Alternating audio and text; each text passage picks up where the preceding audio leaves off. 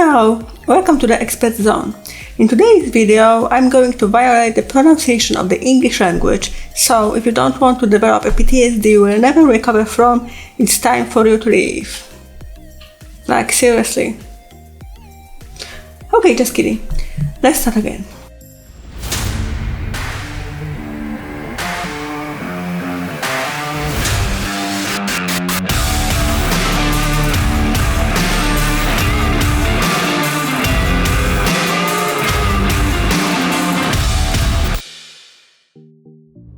Let's talk a little bit about pictures.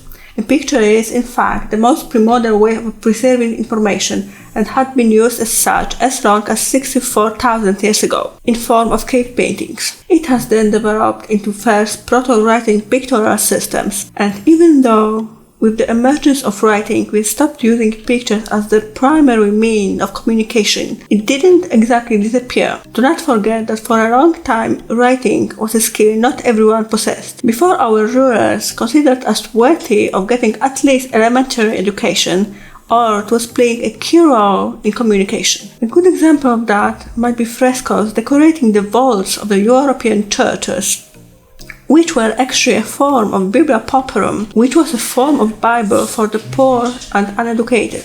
But even though in the modern time the illiteracy rate in the world is relatively low, we still use visual language to communicate, just for different reasons. So what actually is the visual communication today? Essentially, the visual communication is an art of creating a concise and clear messages using only visual components such as color, shape, typography, white space, and composition. But what exactly a visual communicate can be? The answer is, it can be anything. For example, we use visual communicates in form of road designs. Why do we do that? We do that because a picture can convey a message a lot quicker than it could be possible using only text. This is also a way of avoiding language barriers when it comes to written messages. As a result, we have an effective and consistent system everyone in Europe understands. Visual communication is being used everywhere on a daily basis. We use it, for example, to support our presentations using maps, diagrams, graphs, and so on. To show love, we send heart-shaped emojis. When we want to communicate the sex of our unborn child, we use either pink or blue balloons. In some countries, you can even insult somebody using only color. For example, in China, you shall never wrap a gift in a white paper because white is associated with death and reserved for burial ceremonies. To put it short, we can say that visual communication is a language used to convey ideas in a fast, concise, and clear way using only visual components. Understanding language, it can be mastered, which is what designers do. The visual communication plays a key role in various design fields such as graphic design or brand design or even user interface design. In these fields, it's crucial to convey messages, ideas, and even emotions and intentions in a clear and concise way that everyone understands. As a graphic designer, you can be asked to, for example, design a campaign that triggers specific associations with the product. Let's say a shampoo targeted at babies. In order to do that, you might have to create a communique that says, "Hi, I'm a safe and delicate shampoo for babies." And to do that, you must make right choices regarding color palette, typography, composition, and even illustration. After all, you wouldn't use, for example, red Gothic style letters on a black background to achieve that, would you? Of course not. The thing worth noting though is that visual communication is exactly what lets you to recognize baby products on shelves without even thinking about it. Same goes for, cosmetics for men and women, because you only look at it and you know who it is for. In brand design, visual communication is used in the same way, although maybe a little bit more complex and sophisticated because we're talking about,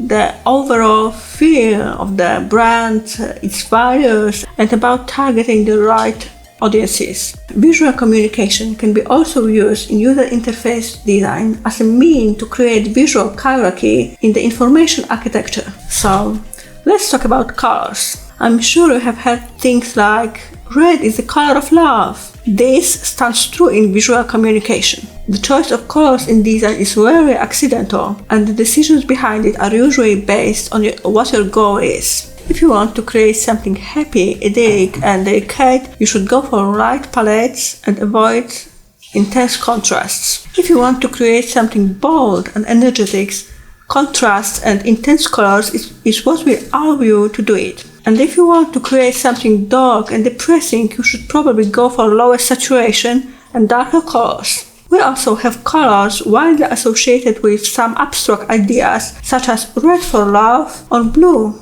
for trust and professionalism. But watch out!